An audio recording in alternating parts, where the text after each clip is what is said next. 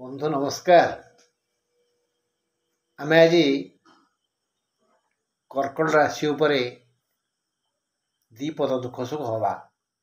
April मासरे कर्कट राशि लोके क्यों क्यों सुख और दुख भोगिबे और कहीं भोगिबे, क्यों ग्रह यही राशि लोक मानू एते पीड़ा दौरान। बंधु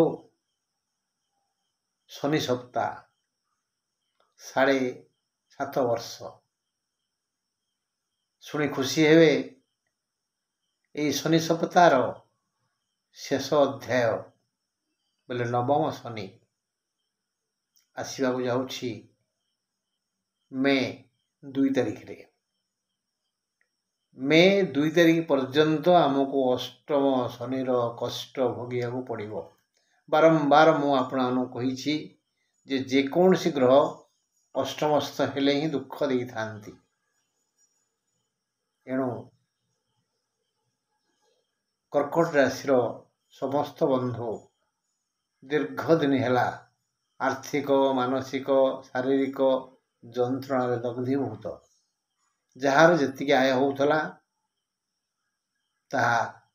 कमी जाइए, जार जमी स्वास्थ्य थिला ताहा कमी जाइए, आउ सुस्थ शरीर रे नाना व्याधि प्रवेश करिछि। यही सबुर प्रतिकार विषय मु आज कहिबी।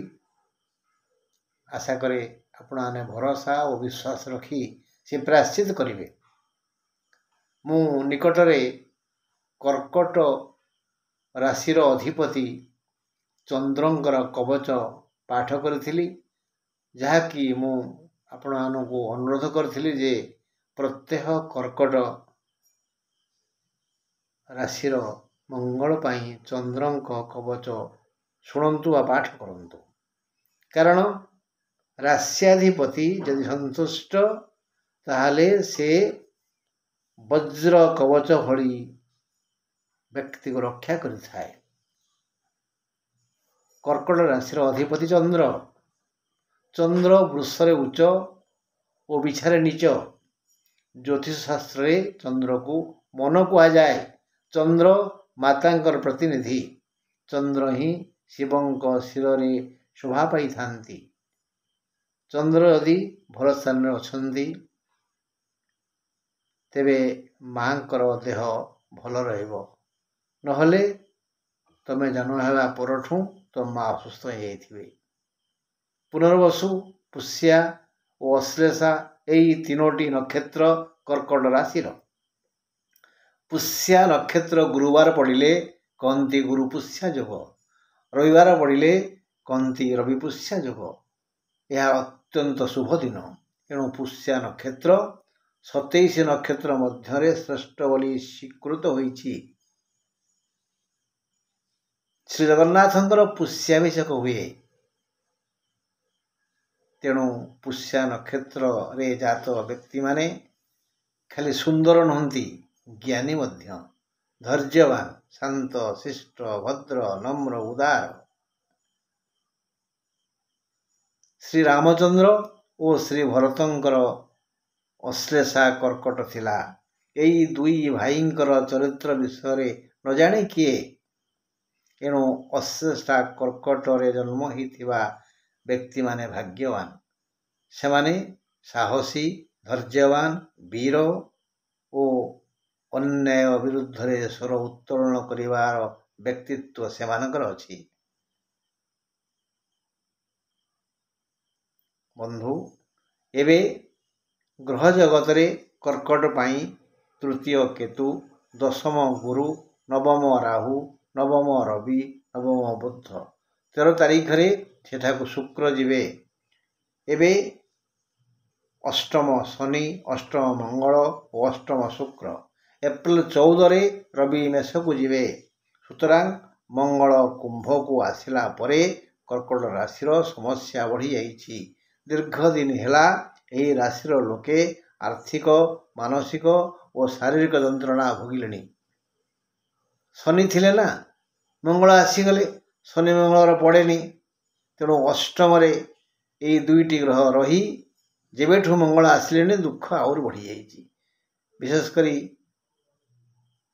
ଦେହ ହାତ କୁଣ୍ଡେଇ ହେବା, ପାଦର ଆଙ୍ଗୁଠିରେ ସମସ୍ୟା ହେବା, ପରିସ୍ରା ସମସ୍ୟା ହେବା ଇତ୍ୟାଦି, ନିଦ ନ ହେବା, ନିଦରେ ବିଭ୍ରାଟ ହେବା ଇତ୍ୟାଦି। ମେ 3ରେ ଶନି ମୀନକୁ ଆସିବେ। ଅଷ୍ଟମ ଶନି କବଳରୁ ଏ ରାଶି ମୁକ୍ତ ହେବ। ବୃହସ୍ପତି 7 ଓ 8 ନକ୍ଷତ୍ରକୁ ପରାମର୍ଶ ଦେଇ କହନ୍ତି, ସମସ୍ତ ଦିଆନିଆ କାମ ଡାହାଣ ହାତରେ କର। 9 ନକ୍ଷତ୍ରକୁ କହନ୍ତି, ବାବୁ ହସି ହସି ବ୍ୟବହାର କର, ମୁଁ ସମ୍ପୂର୍ଣ୍ଣ ସହଯୋଗ କରିବି। ମୋଟାମୋଟି ଭାବରେ କର୍କଟ ରାଶି ପାଇଁ ବୃହସ୍ପତି ଶୁଭ। ମାତ୍ର ରାହୁ 9ମ ସ୍ଥାନରେ ରହି ଏହି ରାଶିକୁ କଳହ ପରି ପରିବେଶକୁ ଠେଲି ଦେଉଛି। ଯଦି କେଉଁଠି କିଛି କଳହ ଝଗଡ଼ା କେବେ ହେଉଛି ତାର କାରଣ ରାହୁ।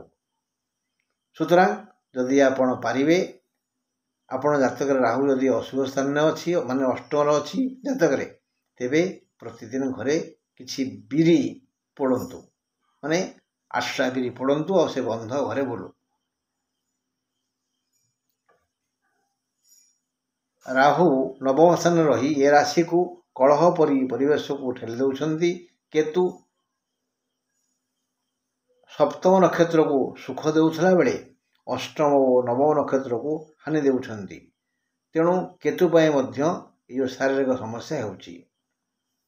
ପୁଷ୍ୟା ଓ ଅଶ୍ଳେଷା ନକ୍ଷତ୍ରର ଯେଉଁ ଆର୍ଥିକ ଓ ଶାରୀରିକ ସମସ୍ୟା ହେଉଛି ତାର ମୂଳ କାରଣ ହେଲେ କେତୁ। ରବି ମଧ୍ୟ 7ମ ନକ୍ଷତ୍ରକୁ ସହଯୋଗ କରିବେ। 8 ଓ 9 ନକ୍ଷତ୍ରକୁ ଅପମାନ ଦେବା ପାଇଁ ପ୍ରସ୍ତୁତ ହେଉଛନ୍ତି କିଏ? ରବି।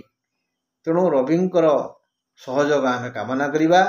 8 ଆଉ 9 ନକ୍ଷତ୍ର ବୋଲେ ପୁଷ୍ୟା ଅଶ୍ଳେଷା ପ୍ରତିଦିନ ସ୍ନାନ ପରେ ସୂର୍ଯ୍ୟଙ୍କୁ ଅର୍ଘ୍ୟ ଦେଇ ପ୍ରାର୍ଥନା କରିବା। ଓಂ ଆଦିତ୍ୟ ବିଦ୍ମହେ ଭାସ୍କରାୟ ଧୀମହି ତନ୍ନୋ ସୂର୍ଯ୍ୟ ପ୍ରଚୋଦୟାତ୍। ଆଦିତ୍ୟ ବିଦ୍ମହେ ଭାସ୍କରାୟ ଧୀମହି ତନ୍ନୋ ସୂର୍ଯ୍ୟ ପ୍ରଚୋଦୟାତ୍। ଏ ହେଉଛି ରବିଙ୍କର ଗାୟତ୍ରୀ। ଏ ଗାୟତ୍ରୀ 10 ଥର ପଢ଼ିବା ପ୍ରତିଦିନ ସ୍ନାନ ପରେ। ଅଷ୍ଟମ ଶନି ପାଇଁ କର୍କଟ ରାଶି ଆଜି ସର୍ବହରା। ଜ୍ୟୋତିଷ ଶାସ୍ତ୍ରାନୁସାରେ ବୁଧବାର ଭାରି ଅଶୁଭ। ଅନୁରାଧା ନକ୍ଷତ୍ର ଅଶୁଭ। ଷଷ୍ଠୀ ତିଥି ଅଶୁଭ। ଦ୍ୱିତୀୟା ଚନ୍ଦ୍ର କର୍କଟ ରାଶି ପାଇଁ ଘାତକ। ଦ୍ୱିତୀୟା ଚନ୍ଦ୍ର ମାନେ ସିଂହ ଚନ୍ଦ୍ର, ମଘା ସିଂହ, ପୂର୍ବ ଫାଲୁନ ସିଂହ, ଉତ୍ତର ଫାଲୁନ ସିଂହ। ଇଏ ଯେଉଁଦିନ ଥିବ ସେଦିନ ଟିକେ ହୁସିଆରେ ଚଳିବେ। ଷଷ୍ଠୀ ତିଥି ମଧ୍ୟ ଆଉ ଅନୁରାଧା ନକ୍ଷତ୍ର ମଧ୍ୟ ବୁଧବାର ବି ଅଶୁଭ। ଆଉ ଘାତ ବାର, ଘାତ ନକ୍ଷତ୍ର, ଘାତ ତିଥି କହନ୍ତି। କର୍କଟ ରାଶି ପାଇଁ ଏମାନେ ଆଘାତ ଦେବେ, ଶାରୀରିକ ଆଘାତ ଓ ମାନସିକ ଆଘାତ। ଏଣୁ ଏହି 3 ଦିନ କୌଣସି ଶୁଭ କାର୍ଯ୍ୟ କରିବେ ନାହିଁ। ମାତ୍ର ରବି ଓ ସୋମବାର ଶୁଭ କାର୍ଯ୍ୟ ରବିବାର ବା ସୋମବାର କରିବେ। ଧଳା ଓ ନାଲି ରଙ୍ଗର ବସ୍ତ୍ର ପିନ୍ଧିବେ, ଗାଡ଼ି ଚଳାଇବେ, ବେଡ଼ସିଟ୍ରେ ଶୋଇବେ ଆଉ ସ୍କ୍ରିନ୍ ଟଙ୍ଗେଇବେ। ଆପଣ ପାଇଁ ଶୁଭ ରଙ୍ଗ ହେଲା ଧଳା ଆଉ ନାଲି। 2, 7, 9 ତାରିଖ ଶୁଭ ଅଟେ। 2, 7, 9 ଦୁଇ ଜାଗାରେ 20, 11, 1, 1, 2, 0, 2, 2 ଏ ଶୁଭ ଭଳି, କିନ୍ତୁ ମୁଖ୍ୟ 2। ସେମିତି 7 ଶୁଭ, 16, 25 ବି 7 ହେଉଛି, 6, 1, 7, 5, 2, 7 ଏ ମଧ୍ୟ ଶୁଭ। 9 ହେଲା ଶୁଭ, 18 ଆଉ 27 ବି ଶୁଭ।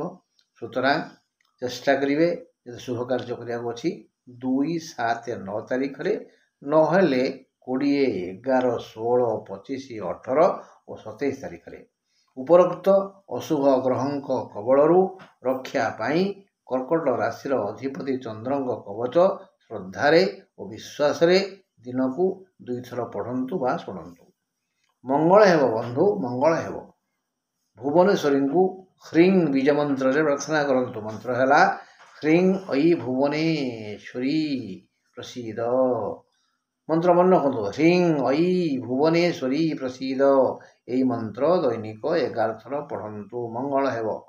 ଓಂ ନମୋ ମହାଦେବାୟ ନିରନ୍ତର ଜପନ୍ତୁ, ଅଷ୍ଟମ ଶନି କବଳରୁ ରକ୍ଷା ମିଳିଯିବ। ଓಂ ନମୋ ମହାଦେବାୟ। ଅଶୁଭ ତାରିଖ ଗୁଡ଼ିକ ପାଇଁ ସତର୍କ ରୁହନ୍ତୁ। ତାହା ହେଲା 6 ଏପ୍ରିଲ 6, 7, 8, 9, 14, 15, 19, 20, 21, 22, 23, 26 ଯଦି ପ୍ରତିଦିନ ପାରାଙ୍କୁ ଚାଉଳ ଦେବେ ତାହେଲେ ଅଶୁଭତ୍ୱ ଦୂର ହେବ। ମନେ ରଖନ୍ତୁ, ଅଶୁଭ ତାରିଖ ହେଲା 6, 7, 8, 9, 14, 15, 19, 20, 21, 22, 23 ଓ 26। ପ୍ରତିଦିନ ପାରାଙ୍କୁ ଚାଉଳ ଦିଅନ୍ତୁ, ଆପଣଙ୍କର ମଙ୍ଗଳ ହେବ। ଆପଣଙ୍କର ମଙ୍ଗଳ ହେଲେ ମୁଁ ଖୁସି ହେବି ଓ ଆପଣଙ୍କୁ ବାରମ୍ବାର ଭେଟିବି। ଇତି ଆପଣଙ୍କର ପ୍ରିୟ କୁଳମଣି। ନମସ୍କାର।